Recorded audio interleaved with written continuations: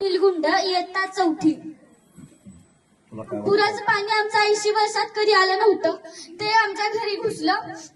मला माहिती नव्हतं की माझ्या घरची पुस्तकं भिजल्या. मला वाळवावं म्हणून मी बाहेर ठेवली, तरी ती वाळली नाहीत. अजून त्याला कणखरपणा येऊ लागला. मला वाटलं की ही चौथी, मला एकदम कलेक्टर व्हायचंय. आणि हे काय राम शब्द, ज्याने माझी पुस्तकं वाया गेली. परंतु ते मी मनाला लावून घेतलं नाही.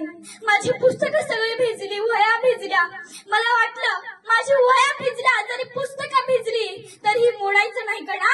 आणि आपला सामर्थ्य आणि आपल्या नियंत्रणावरती ठेवायचं. आणि मी म्हटलं माझं स्वप्न कलेक्टर व्हायचं आहे.